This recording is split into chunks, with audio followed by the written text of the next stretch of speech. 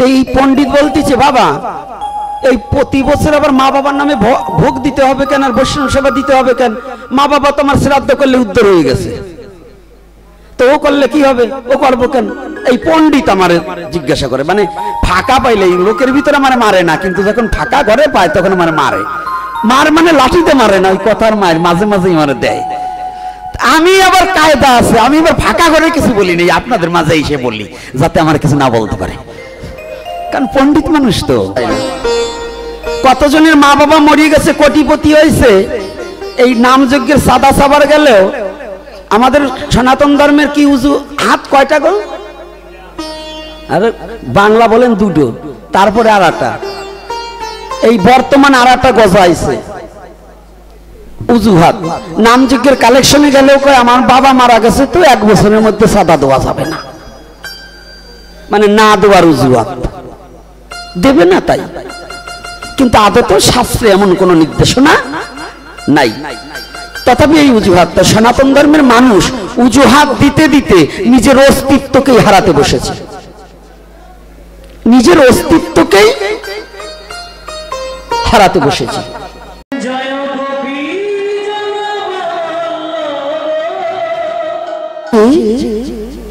প্রাকৃতিক জগতে তুমি যাকে কামকে শত্রু ভেবে গণ্য করেছ, ওই শত্রুকে যদি জীবনে কোনোদিন কোনো সাধক, কোন রসিকজন, কোন প্রেমিকজন, কোন ভক্তজন ওই কামটাকে যদি গুরু গোবিন্দের সেবায় লাগিয়ে দিতে পারে, কামটাকে দাও গুরু সেবায়, হবে প্রেমের আলাপন। কামটাকে যদি গুরু গোবিন্দ সেবায় লাগিয়ে দেওয়া যায় তাহলে দেহ হবে প্রেমের উদ্দীপন। এটা কি করে সম্ভব? কারা পেরেছে? কে করেছে? কামনা শূন্য কাহাকে বলছি? তার ছোট্ট একটু দৃষ্টান্ত গৌর লীলায়। আমরা তো বিশ্ব জগতে ভগবানকে ভালোবাসি, কেমন ভালোবাসি? ভগবানের ভালোবাসি। আমি গোপীনাথ মনে করছি আমি যেভাবে ভগবানকে ভালোবাসি এরকম আর কেউ ভালোবাসে না, তাই তো? আমি যা সাধু এরকম সাধু বুঝি 2-4 এলাকায় আর কেউ নেই। এটা হচ্ছে আমার অহংকার। কিন্তু এই অহংকার থাকতে কখনো সাধু হওয়া যায় না। অহংকার থাকিতে কোনোদিন কেউ ভক্ত হতে পারে না। ভগবান সদা সর্বক্ষণ বলছে আগে অহংটাকে পরিত্যাগ না করা পর্যন্ত জীবনে তুমি মানুষের খাতায় যেতে পারবে না। ভক্ত পরের কথা, আগে মানুষ হওয়ার চেষ্টা করো। ভক্ত হচ্ছে পরে, আগে মানুষ হতে হবে। ওখানে কারাগো মা, আপনি এখান থেকে নেমে বসুন, বসুন। একে মাথায় কাপড় দিচ্ছেন না, বারংবার বলার পর আপনাদের মাথায় কাপড় নেই, আর দ্বিতীয়ত স্টেজের কাছে এসে কথা বলেন কেন? কি আপনি যে হন, এখন এখানে কোনো মাতবাড়ি হবে না। ম্যাজিস্ট্রেট হন, আমার কোনো কিছু আসে যায় না। যখন স্টেজে থাকবো তত সময় এখানে মহাপ্রভু যা বলাবে তাই শুনতে হবে। আপনার কথা শুনবার জন্য এখানে আসিনি। আমি যখন বেরিয়ে যাবো, স্টেজে নেমে যাবো, আপনি যা বলবেন তাই শুনবো, কিন্তু এখন আপনার কথা শুনবো না। খাতিরে কোনো ধর্ম রক্ষা পায় না, খাতির করা যাবে না। এটা ওই তেল মারা কথার জন্য গোপীনাথ আসে না। তেল মারবো না, তেল মারবার যে আগামী বছর এই কমিটি আনবে কিনা ওই তেল মারবার জন্য আসিনি। সঠিক সনাতন, সত্যই সনাতন। আর সত্য যদি যে না বলতে পারে সনাতন ধর্ম অবলম্বনকারী না। যে সত্যকে ধরে আছে সে ভগবানের কোলে শুয়ে আছে। যে সত্যটাকে বলতে পারে তারই সনাতন ধর্ম প্রতিপালন আছে। আর যে সত্যটাকে না বলতে পারে সে কোনদিন সনাতন ধর্ম অবলম্বনকারী না। ও সনাতন ধর্মের অভিনয় করে, প্রকৃত সনাতন ধর্ম অবলম্বনকারী নয়। এজন্য আমি কাউকে খাতির করি না। কথাটাকে শুনুন, যেখানে কথাটা আসছে কথাটা বড় দামি কথা। আমার মতো আমার গোপীনাথের কথা বলছি, এটা আমার ভগবানের কথা বলছি। মানুষ হোক আগে, মানুষকে হাত পা থাকলে তাকে মানুষ বলে না। আজকে একটা নতুন কথা নয়, পুরাতন কথাই নতুন করে প্রকাশ করছি। এই এত ভক্তজন আসছেন, এত রসিকজন আসেন, মানুষকে ছাগল, গরু, ভেড়া, কুকুর, শুয়োর ইত্যাদি বলে বকা দেয়। কোনদিন যত ভালো কাজই করুক, একটা গরুকে কোনদিন মানুষ বলছে কেউ? বলছে? আচ্ছা, মানুষকে শুয়োরের বাচ্চা, কুকুরের বাচ্চা, ছাগলের বাচ্চা, বানরের বাচ্চা বলে না? কেন বলে? আজকে বিবেকের কাছে বিবেকবান, আজকে শিক্ষিত ভদ্রলোক অনেক বাবাজিরা আমি দেখেছি, অনেক প্রফেসর, অনেক প্রিন্সিপালও থাকতে পারে, অনেক শিক্ষকগণ আছে, ব্রাহ্মণ আছে, বৈষ্ণবরা আছে, মায়েরা আছে, ভক্তিমতী মায়েরা। আমার একটা প্রশ্ন,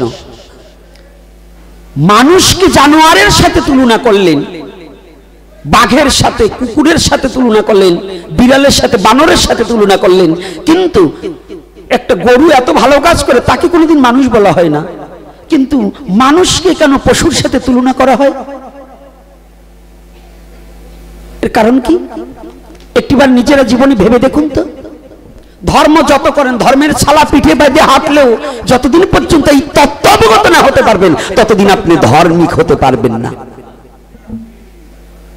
খালি মুখে একটা ভালো কথা বললে আর কাঁদলেই ধার্মিক হওয়া যায় না। আমাকে আজকাল ধর্ম হয়েছে কি জানেন? ওই মায়াবাদী একখানা গান গাইয়ে তিনজনে গলা ধরে খালি গড়াগড়ি দিবার ফলে উনি বড় ধার্মিক। এইখানে গড়াগড়ি দিয়ে বাড়ি যেয়ে অকাম করে, এটা কেউ দেখে না। এটা কয়জন দেখি? তাহলে অপকর্মটাকে যতদিন পর্যন্ত পরিত্যাগ না করা হবে, আপনি যতই কাঁদেন ভগবান আপনার কান্না শুনবে না। কেন বলছে? আমাদের একজন ব্রাহ্মণ কুলের সন্তান, ভবতরণ সেবা সংঘের আচার্য নন্দদুলাল গোস্বামী, উনি বলেছেন, একটা লেখনীতে লিখেছেন, তোমার বাড়ির পাশের ক্ষুধার্তর আরতি যদি তোমার কর্ণে না যায়, তুমি বৃন্দাবনের ভগবানের বংশীধ্বনি শুনবে কেমন করে? আপনার বাড়ির পাশে একজন না খেয়ে কাঁদছে, তার কান্নাটাই যদি আপনার কর্ণে না প্রবেশ করে, তা আপনি ভগবানের বাঁশির ধ্বনি কি করে শুনবেন? কিছু শোনা যাবে? শোনা সম্ভব? তা আজকাল তো সাধুরা খালি চুষে চুষে নেয় পাবলিকের কাছে, সাধুরা দেয় কি? কালেকশন করে নিয়ে বিল্ডিং করার জন্য নয়, সেটা ভক্ত ভগবানের সেবায় ব্যয় করার জন্য। এই যে সাধুদের যে কালেকশন, ভিক্ষা করো, কোনো খারাপ কাজ না, ভিক্ষা ভালো উন্নত কাজ, কিন্তু ভিক্ষার পয়সাটা যেন ভগবানের সেবায় দিয়ে সেটা যেন সাধুগুরু বৈষ্ণবের সেবায় লাগিয়ে দেওয়া হয়। ওটা নিজের ভোগ বিলাস বাসনা করার জন্য নয়, বড় গাড়ি করার জন্য নয়, বড় বাড়ি করার জন্য নয়। কষ্ট পাচ্ছেন নাকি আমার কথাটায়? কি বাবারা দাঁড়িয়ে আছেন এত কষ্ট করে, কষ্ট পাচ্ছেন আমার কথাটায়? কথাটা একটু বিবেচনা করুন।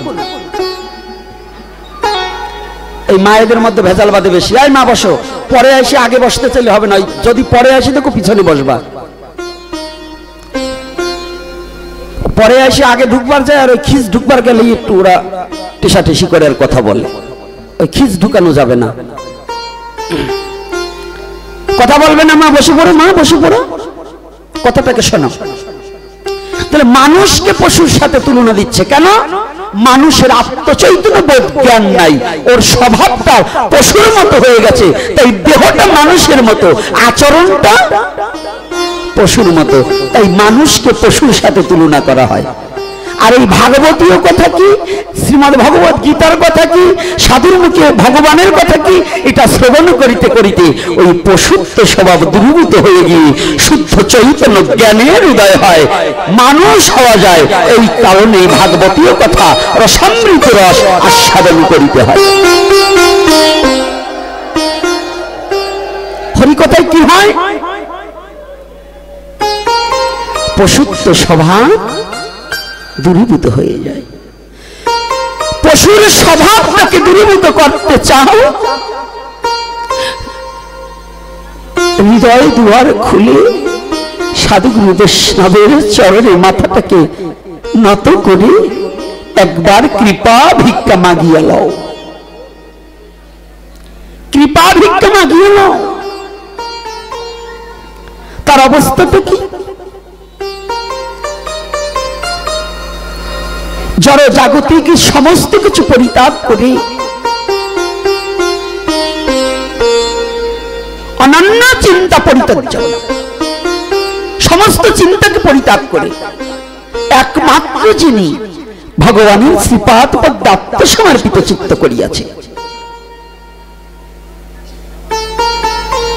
বাহ্যিক জগতের কোন মায়ায় যাকে আকৃষ্ট করতে পারেনি, সেই ব্যক্তি ভগবানের প্রিয় ব্যক্তি হয়ে গেছে। সে কে? যে লীলাটা একটু যাব, তারপরে আবার তত্ত্বে আসবো, কারণ দুটোকে পাশাপাশি না রাখলে সবাই একটা খেতে আসেন। নিমন্ত্রণ খেতে গেলে কেউ পায়েস ভালোবাসে আর কেউ পুষ্পান্ন ভালোবাসে, তো দুটোই দিতে হবে, যার যেটা রুচি সে সেটা নিয়ে যাক।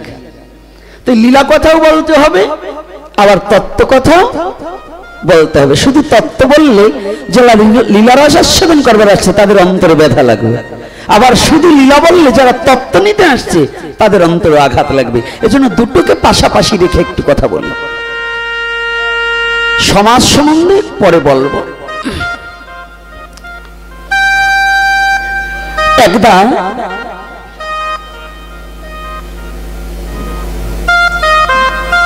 নবদ্বীপ চন্দ্র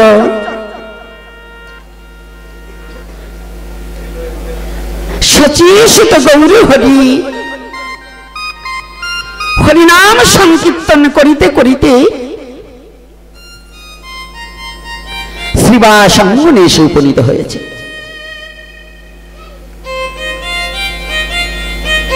এই যে হরিনাম করছেন না, এই যে তারক ব্রহ্ম নাম দিচ্ছেন না, এই নাম কোন অঙ্গন থেকে আগে প্রকাশ পেয়েছে জানেন? এই তারক ব্রহ্ম নাম একমাত্র শ্রীবাসঙ্গন থেকে উদ্ভব হয়েছে, শ্রীবাসঙ্গন থেকে। এজন্য তারক ব্রহ্ম নাম যেখানে এটা শ্রীবাসঙ্গন বলা হয়, শ্রীবাসঙ্গন থেকে। কত ভক্ত ছিল নদিয়ায়, কেন গুড়া নেচে ছিল শ্রীবাসাঙ্গিনায়। নদিয়ার মাঝে কত ভক্ত ছিল, কিন্তু আমার গৌর হরি নেচে ছিল একমাত্র শ্রীবাসঙ্গনে।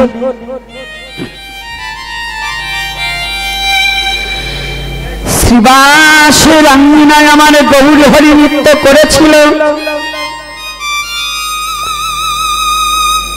আর শ্রীবাসের আঙ্গিনা থেকে এই মধুমাতা হরিনাম প্রকাশ হয়েছিল।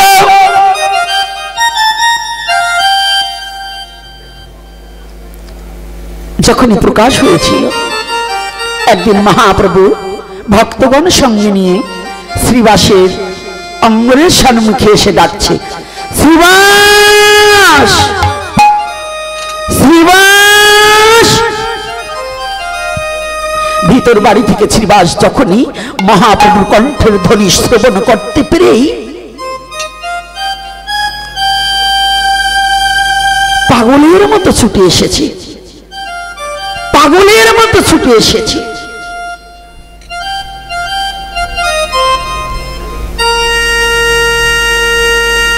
জানেন পাগলের মতো কেন বলা হলেন?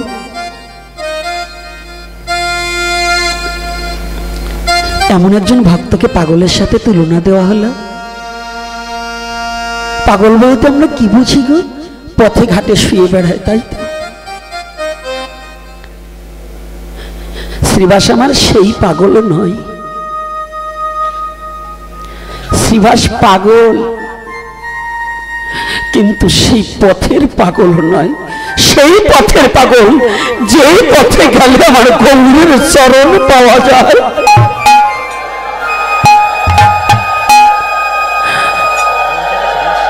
যে পথে হাঁটলে পরে গৌরের বদন হইতে মধুমাতা হরিনাম শ্রবণ করা যায়। শ্রীবাস আমার নামের পাগল, শ্রীবাস আমার প্রেমের পাগল।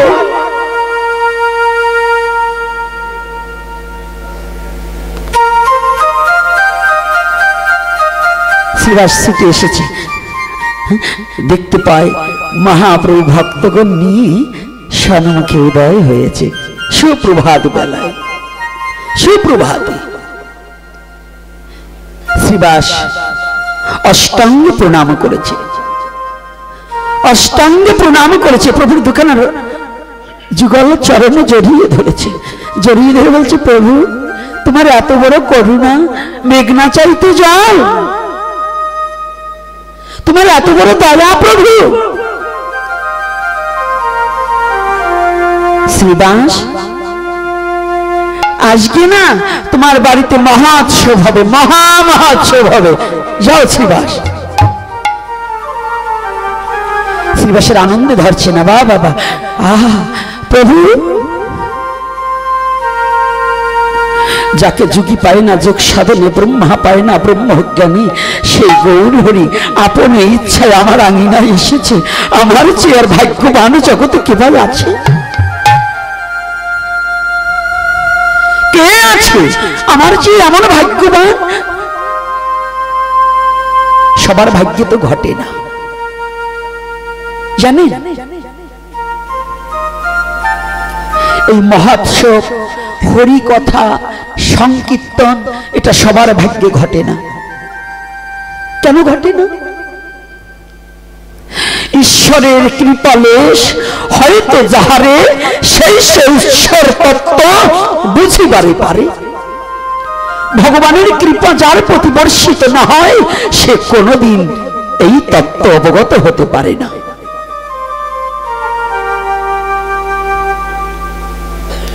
ইচ্ছা করলেই কৃষ্ণ নামে কান্না করা যায় না।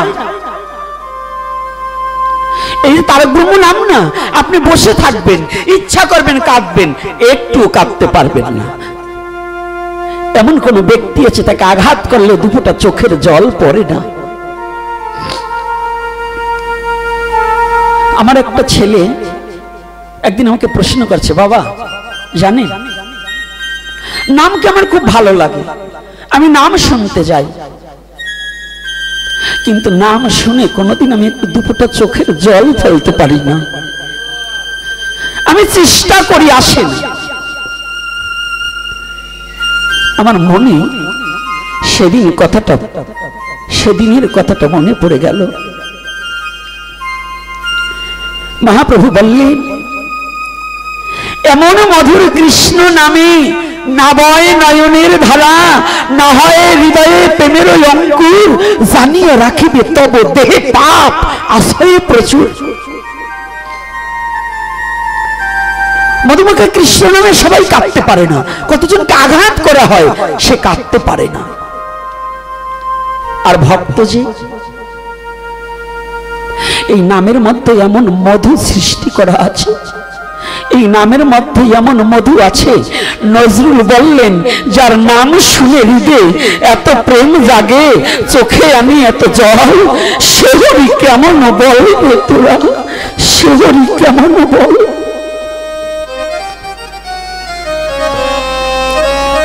সনাতন ধর্মে নাই নজরুল, নজরুল ইসলাম ধর্মে জন্মগ্রহণ করে,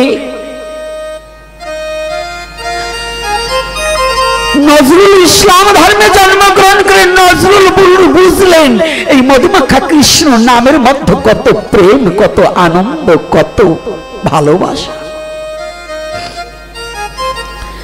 তিনি সেখানে লিখে দিলেন, কলমের খাতার পাতায় কলম দিয়ে লিপিবদ্ধ করলেন, যার নাম শুনে হৃদয়ে এত প্রেম জাগে,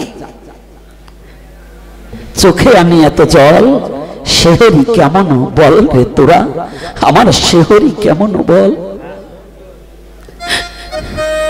ওরে তোরা কি বলে দিতে পারিস, যার নাম শুনে নয়ন প্রবাদ মানি না, যার নাম শোনা মাত্র নয়নের জল বিকলিত ধারায় বক্ষ প্লাবিত হয়ে যায়, আর তার রূপরাশি তার চরণ দর্শনে করলে ভক্ত কি আর দাঁড়িয়ে থাকতে পারে?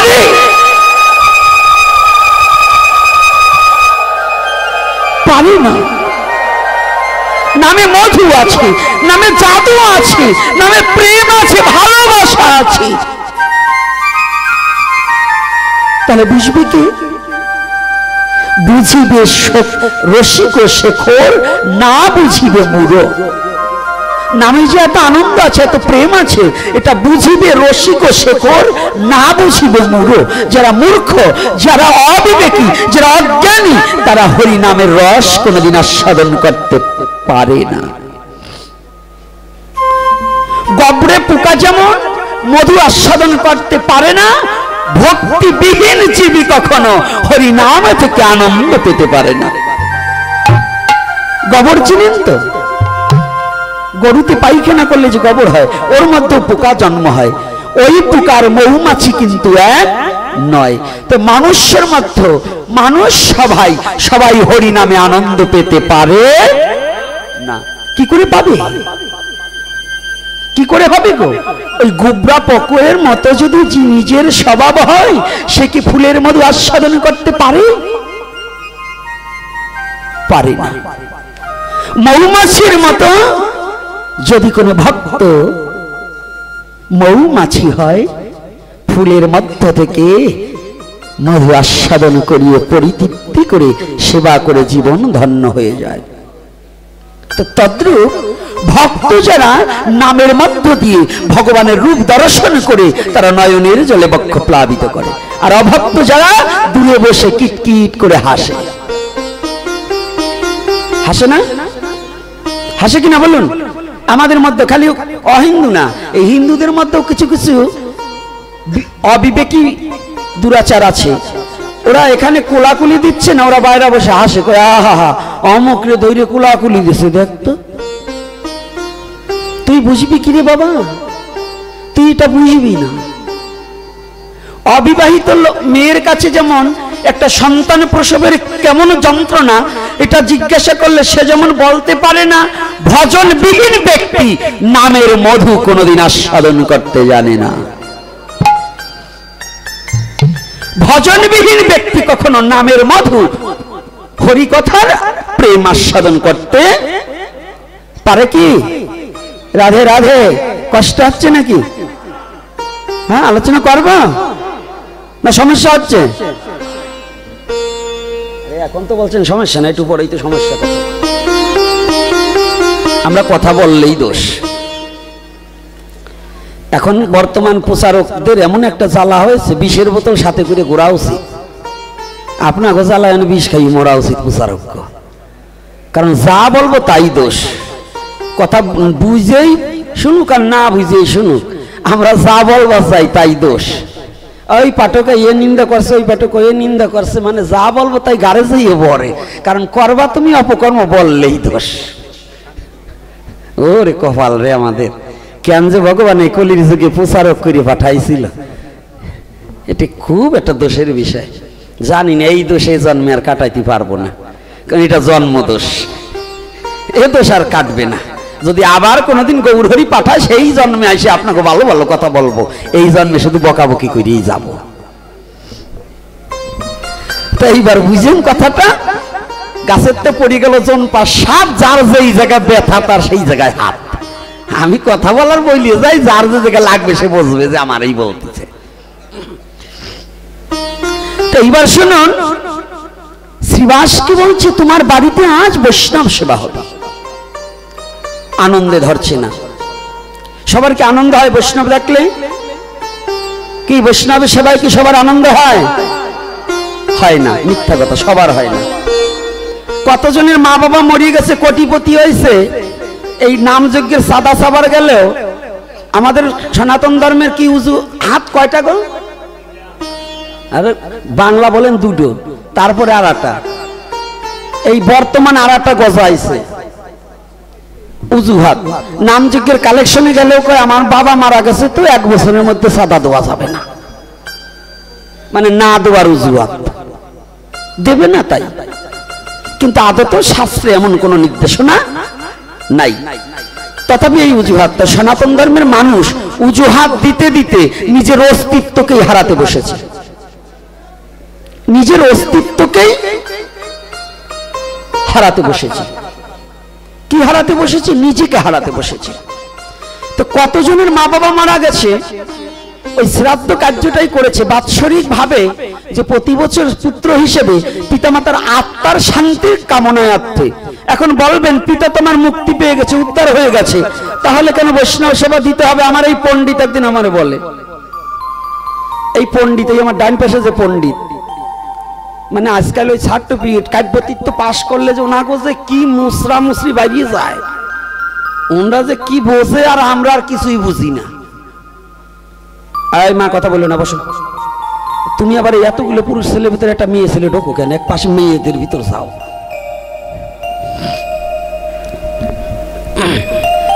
বুঝতে হয়, বুঝো না কেন তোমরা? তো এই পণ্ডিত বলতেছে বাবা এই প্রতি বছর আবার মা বাবার নামে ভোগ দিতে হবে কেন, আর বৈষ্ণব সেবা দিতে হবে কেন? মা বাবা তোমার শ্রাদ্ধ করলে উদ্ধার হয়ে গেছে, তো ও করলে কি হবে? ও করবো কেন? এই পণ্ডিত আমার জিজ্ঞাসা করে, মানে ফাঁকা পাইলে লোকের ভিতরে আমার মারে না, কিন্তু যখন ফাঁকা ঘরে পায় তখন আমার মারে। মার মানে লাঠিতে মারে না, ওই কথার মায়ের মাঝে মাঝেই মারে দেয়। আমি আবার কায়দা আছে, আমি আবার ফাঁকা ঘরে কিছু বলি নেই, আপনাদের মাঝে এসে বলি যাতে আমার কিছু না বলতে পারে, কারণ পণ্ডিত মানুষ তো, ওদের আবার একটা অহংকার আছে। আমি পণ্ডিত, বিদ্যার অহংকার তো, আর এই বিদ্যার অহংকার করে শেষ হবি তোকে গোষ্ঠী। যে কটা বিদ্যার অহংকার করবি সেই কটা রসাতলে যাবে। মহাপ্রভু কোন বিদ্বানের মুখ দর্শন করে না, মহাপ্রভু কোন ধনীর মুখ দর্শন করেনি, মহাপ্রভু কোন রাজার মুখ দর্শন করেনি। এটা স্পষ্ট চৈতন্য চরিতামৃতে চৈতন্য ভাগবতে প্রচার দিয়েছে। তোমার মতো এইরকম অহংকারী বিদ্বানের মুখ মহাপ্রভু কখনো দর্শন করেন। কিন্তু সনাতন ধর্মে বৈধতা কি? আরে বাবা মরে গেছে, দেহটা মরেছে, আত্মা তো আর মরে না। আত্মা উদ্ধার মানে কি? শ্রাদ্ধ করলে ভগবান বিষ্ণুর চরণে পিণ্ডদান করে, এতে উদ্ধার হয় না। এতে কি হয়? পিতার যদি প্রারব্ধ কর্মফল থাকে, পুত্র ভগবানের কাছে প্রার্থনা করে ওই প্রারব্ধ কর্মফলকে কিছু কাটানো যায়। এজন্য পুত্র হয়ে ভগবানের কাছে প্রার্থনা করা উচিত।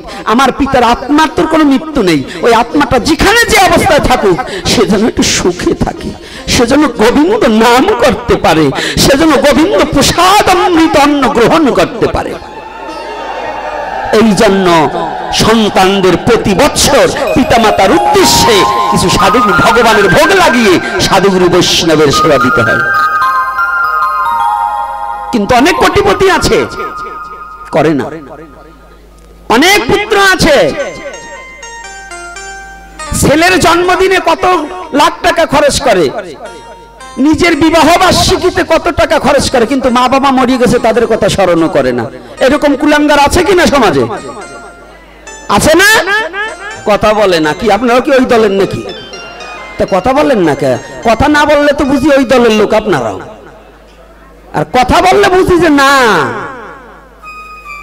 কায়দা আছে। কিছু বলবো না তাও ভাববেন না, না বলার জন্য তার মহাপ্রভু পাঠায় নাই, তো বলবো না কেন?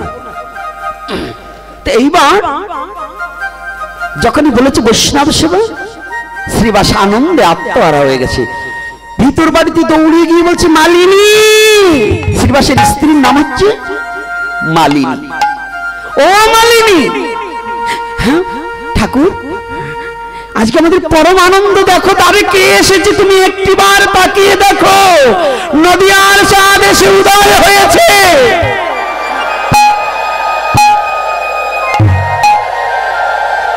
নদিয়ার চাঁদ এসে উদয় হয়েছে, তুমি একটিবার তাকিয়ে দেখো গো।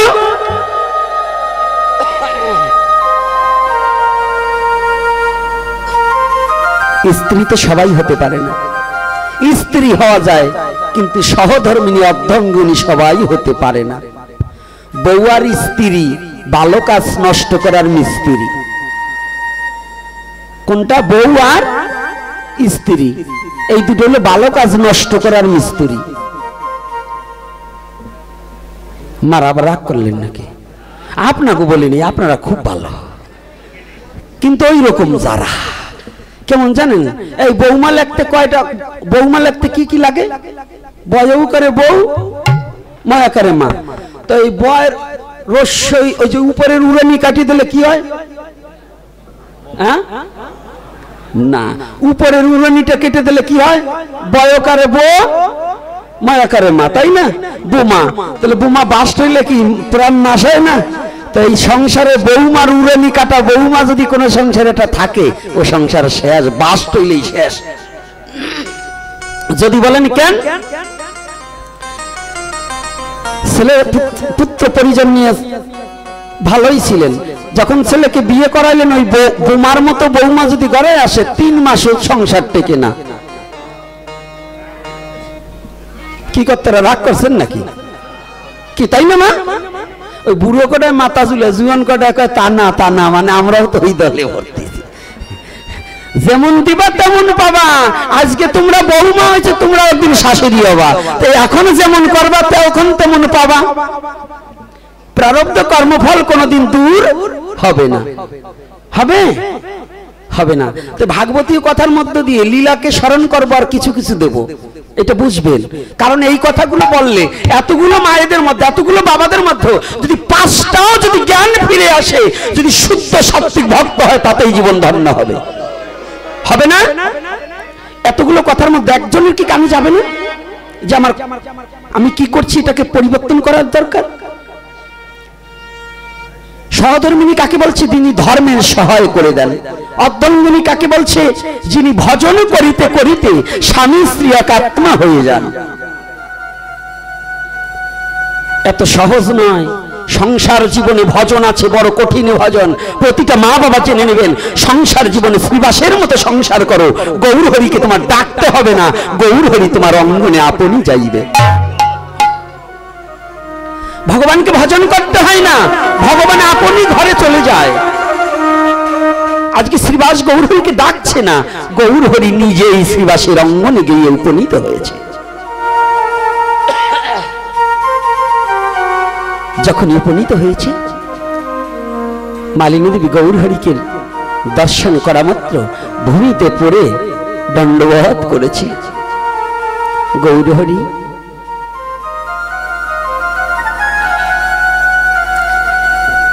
মালিনীকে দেখেই গৌর হরি বলছে, মা, ও মা, আজকে তোমার গিয়ে ভক্ত সেবা হবে, যাও মা, তুমি রন্ধনে চালাই যাও, তুমি গিয়ে রন্ধন করবে, ওই রন্ধনে দিয়ে আজকে রাধা গোবিন্দের ভোগ লাগাবে, আর ওই ভোগ দ্বারাই আজকে বৈষ্ণব সেবা হবে।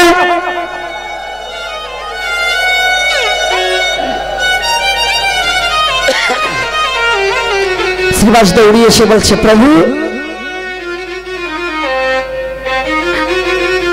আমার রাধা গোবিন্দ তুমি, আমার নারায়ণ তুমি, এই জগতের সমস্ত দেব দেবতাও একমাত্র তুমি, তুমি ভিন্ন জগতে আমার আর কিছু নেই। তুমি যদি করুণা করে মম গৃহে আজ কিছু ক্ষুধান্ন গ্রহণ করো, তাহাতে আমি কৃতার্থ হইব, আমি কৃতার্থ হইব, আমি ধন্য হইব।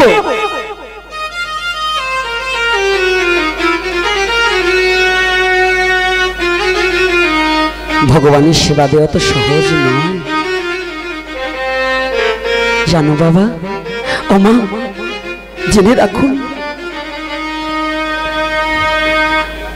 ষোড়শ প্রচারে যদি ভোগ লাগান, ওই মন্দিরে যদি 56 ব্যঞ্জন রন্ধন করে দেন, তার মধ্যে যদি ভক্তি না থাকে,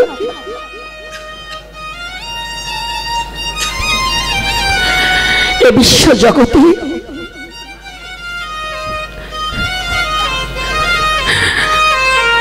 আমার ভগবান কত বড় দয়াল জানি।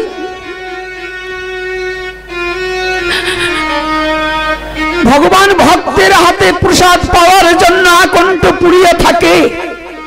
ভগবান অভক্তের দ্রব্য, ভগবান এখানে ভক্ত লিপিবদ্ধ করেছে, ভক্তের উচ্ছিষ্ট প্রভু কারি কারি খায়, অভক্তের দ্রব্য পানি ফিরা নাহি চায়।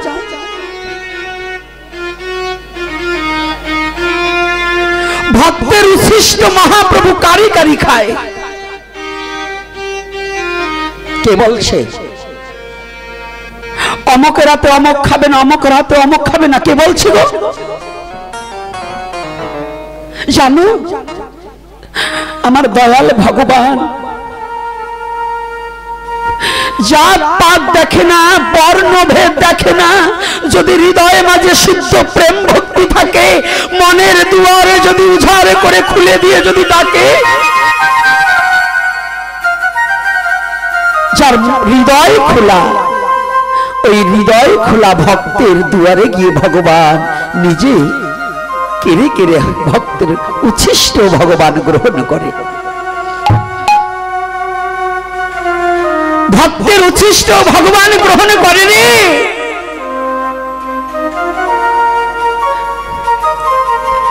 ধনীর নয়, মানির নয়, সে শুধু ভক্তের। ভগবান কোন ধনীর নয়, ভগবান কোন মানির নয়, ভগবান একমাত্র ভক্তের ভগবান। যদি ভক্ত ভগবানকে ডাকে, ভগবান কোনদিন থাকতে পারে না।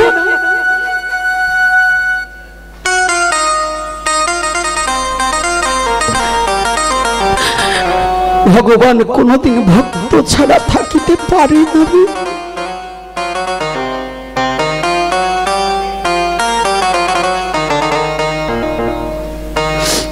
মালিনী দুটি চোখের জল ছেড়ে দিয়ে বলছে, প্রভু, প্রভু, এই হতভাগা দাসীর সেবায় লাগবে তোমার সেবা। এই হতভাগা দাসী কি তোমার সেবায় লাগবে? প্রভু তুমি বলো। আমরা কি করি? বৈষ্ণব সেবা দিলে আমরা অহংকারের বশীভূত হয়ে বলি, আমার বাড়ি বৈষ্ণব সেবা, আমি এত পদের আয়োজন করেছি, আমি এত কিছু আইটেম করছি। না না না না, জীবনে কোনোদিন এটা বলা যাবে না। আমার কিছু নেই, আমার বলিতে কি আছে হরি, সকলে তো তোমারই দান। এই জগতে আমার কি আছে গো? আমি তোমার সেবায় কি দিতে পারি? কিচ্ছু দিতে পারি না। মালিনী দুটি চোখের জল ছেড়ে দিয়ে গৌরহরি চরণে নিবেদন করে বলছে, গৌরহরি, একটিবার কৃপা করো। এই দেহটা আজ না হয় কাল, কাল না হয় পরশু, একদিন তো এই দেহটা চলে যাবে। এই দেহ দ্বারা যদি সাধুগুরু বৈষ্ণবের সেবায় লাগে, তার চেয়ে আমার আর জীবনে কি প্রাপ্তি আছে?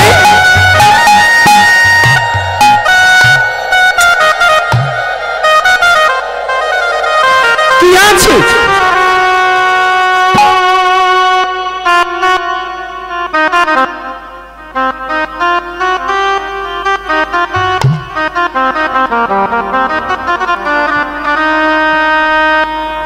গৌরহরি বলছে, মা, ও মা, যাও তুমি। নির্দেশ পেয়ে মালিনী রন্ধনশালায় প্রবেশ করেছে। এদিকে শ্রীবাসের কনিষ্ঠ পুত্র, ৫ম বৎসর বয়স, শ্রীবাসের কনিষ্ঠ পুত্র, বয়স মাত্র ৫ম বৎসর। কিন্তু গৌরহরির চরণে এত ভক্তি, এত আরতি, গৌরকে দেখলেই দুটি হাত উত্তোলন করে দেয়। অতটুকু ছেলে আমার গৌরকে দেখলেই চরণে লুটিয়ে প্রণাম করে। আমার গৌরহরি শ্রীবাসের পুত্রকে ভাই বলে সম্বোধন করে। মালিনীকে মা বলে, আর ওই ছোট্ট বালকটাকে ভাই বলে। ভালো করে বুঝে নিতে হবে কথা। এদিকে মালিনী দেবী যখনই রন্ধনশালায় প্রবেশ করছে, একমাত্র গৌর চিন্তা করছে, আর নয়নের জলে ভেসে যাচ্ছে, আর রান্না করছে। ভগবানের জন্য রান্না করতে হলে কুচিন্তা, কুবাসনা নিয়ে রান্না করা যাবে না। ভগবানের জন্য ভোগের রান্না করতে হলে একমাত্র রাধারানীকে স্মরণ করে, রাধে তুমি করুণা করো, যেন তুমি কৃপা করো, এই রন্ধনে যেন তোমাদের যুগল সেবায় লাগে। এটা রন্ধন করবার সময় ভগবানকে নিবেদন করে দিতে হয়। শুধু ভোগে দিলেই নিবেদন হয় না, নিবেদন মনে মনে ওই রন্ধনের সময় প্রতিটা দ্রব্য ভগবানকে নিবেদন করে দিতে হয়। নিয়ে যাও, তুমি গ্রহণ করো, তোমার সেবায় যেন লাগে। এদিকে ওই পঞ্চম বৎসরের শিশু পিছনের দরজা খোলা পেয়ে অন্য শিশুদের সাথে গঙ্গার পারে খেলায় মগ্ন আছে। কিন্তু খেলতে খেলতে হঠাৎ করে শ্রীবাসের ওই কনিষ্ঠ পুত্র স্নান করবার উদ্দেশ্যে যখনই গঙ্গায় নেমেছে, সাঁতার জানে না তো, গঙ্গার গহ্বরে গঙ্গায় পড়ে শ্রীবাসের ছেলে মারা গিয়েছে।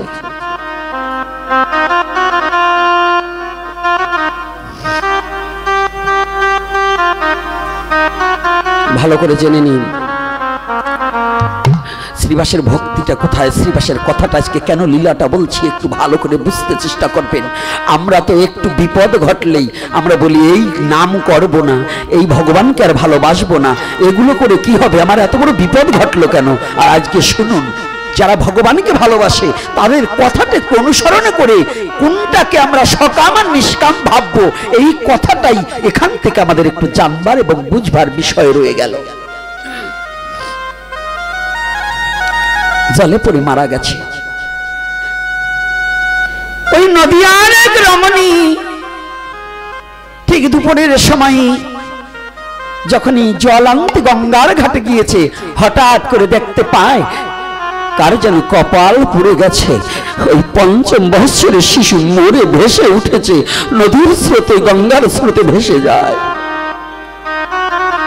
ওই রমণী দৌড়িয়ে গিয়ে ঘাগড়ি খানা ফেলে দিয়ে দৌড়ে গিয়ে ওই বাচ্চাটাকে উঠিয়ে দেখতে পায় এ বাচ্চার কারণে আমাদের মালিনী আর শ্রীবাসের কপাল পুড়ে গেছে।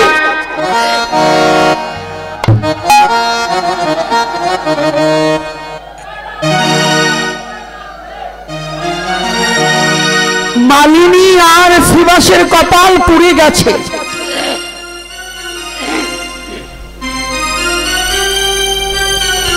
বাচ্চাটাকে মা জড়িয়ে ধরেছেন। শ্রীবাসের সামনে রাঙিনায় মহাপ্রভু উদ্দণ্ড নৃত্য করছে, কীর্তন করছে।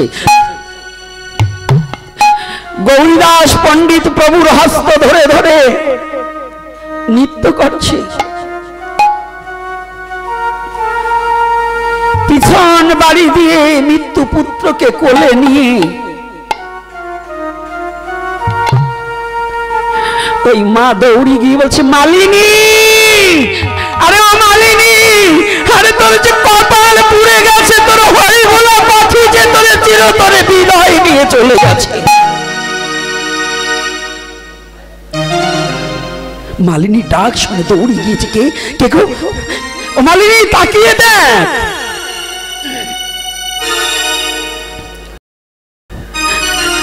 আর জীবনে তোকে মা বলে ডাকবে না,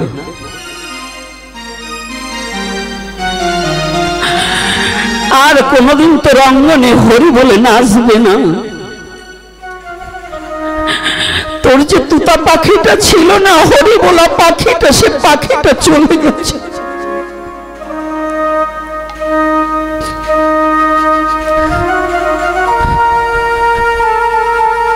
মালিনী দেখতে পায় আর কেহ নয়, তার কনিষ্ঠ পুত্র চিরতরে বিদায় নিয়ে চলে গেছে। মা তো জগতে মা সব সইতে পারে, কিন্তু মৃত্যু পুত্রের বদন দেখা মা সইতে পারে না, কোন বাবাও সইতে পারে না জগতে। পৃথিবীর সবচেয়ে বড় বোঝাটা কি জানেন? বাবা মায়ের সামনে পৃথিবীর সবচেয়ে বড় বোঝা হচ্ছে মা বাবার সামনে যদি তার সন্তান চলে যায়, ওই সন্তানের লাশ যদি কোনো পিতার কাঁধে ওঠে, এর চেয়ে পৃথিবীতে বড় কোনো যন্ত্রণা হতে পারে না, এর চেয়ে বড় কোনো বোঝা হতে পারে না, এর চেয়ে পৃথিবীতে বড় কোনো সুখ হতে পারে না।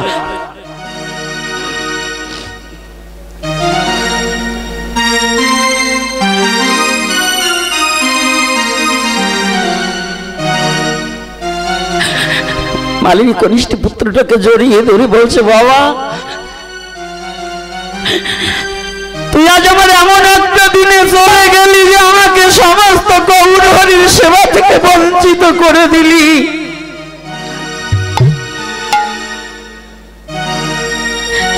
মালিনী দেবী মৃত্যু পুত্রকে জড়িয়ে ধরে কাঁদছে, আর মাথা ঢুকছে শানের উপরে।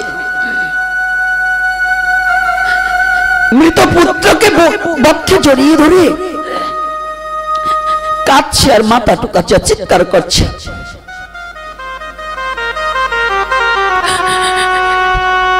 দৈবদশায় ওই বাড়ির ভিতর বাড়ির ওই চিৎকারের শব্দটা মালিনীর শব্দটা শ্রীবাস ঠাকুর শুনতে পেয়েছে। ঠাকুর দৌড়ে এসেছে, দেখি কাঁদছে কেন। দৌড়ে এসে দেখতে পায় মৃত পুত্রটাকে মালিনী জড়িয়ে ধরে দুটি চোখের জলে বক্ষ প্লাবিত করছে। মালিনী, একই ও ঠাকুর, তুমি তাকিয়ে দেখো, তোমার হরিবলা পাখি চিরতর বিদায় নিয়ে চলে গেছে। আর কোনোদিন তোমাকে বাবা বলবে না, আর কোনোদিন আমাকে মা বলে ডাকবে না।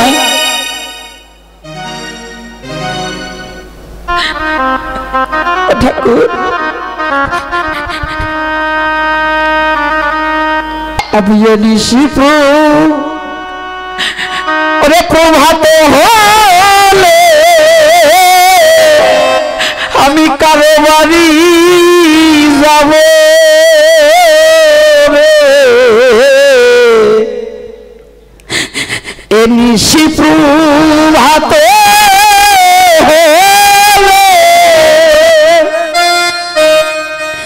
আমি কারো বাড়ি যাব, ওরে কে ডাকিবে মহা বলবো, কে ডাকিবে মহা বলবো, আমি কারো কোলে নিব,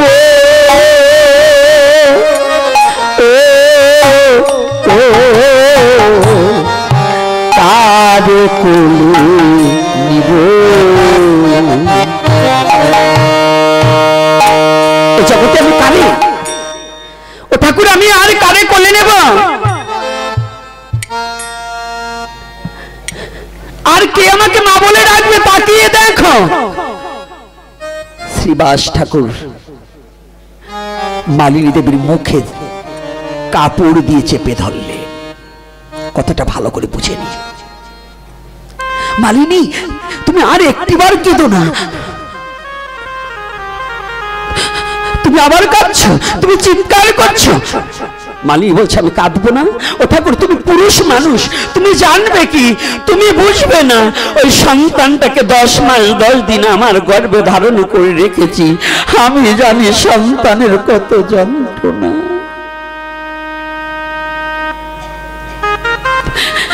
তুমি তো পুরুষ, তুমি কোনদিন সন্তান প্রসবের যন্ত্রণা জানবে না। জানো ঠাকুর, আমার এই হরিবোলা পাখি আর কোনোদিন ফিরে আসবে না, আর কোনোদিন ফিরে আসবে না। মালিনী, তুমি আবারও কাঁদছো? তবে শুনে রাখো, যে তোমার পুত্র চলে গেছে, হয়তো আজ না হোক কালে জন্মে না হোক কোন জন্মে পুত্রকে আবার ফিরে পাবো। ও মালিনী, তুমি যদি আজ এই পুত্রের জন্য কান্না করো, এই কান্নার শব্দ যদি আমার মহাপ্রভুর কর্ণে যায়, যদি এই কীর্তন বন্ধ হয়ে যায়, যদি এই সাধু সেবা বন্ধ হয়ে যায়, যদি আমার ভগবানের সেবা বন্ধ হয়ে যায়, এ তো তোমার পুত্রকে হারিয়েছো, তুমি আমাকেও হারাইয়ে ফেলবে। কথাটা ভালো করে জেনে নিন, একটু হৃদয়ের অনুভূতির জগতে নিন। এটা কি সকাম না নিষ্কাম? এটা কি সকাম না নিষ্কাম? কি কথাটা বলেছে শ্রীবাস? পুত্র গেলে পুত্র পাবো,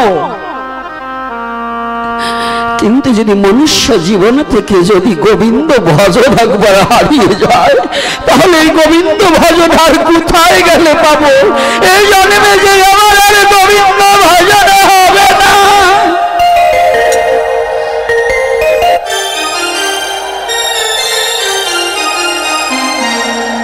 হবে না।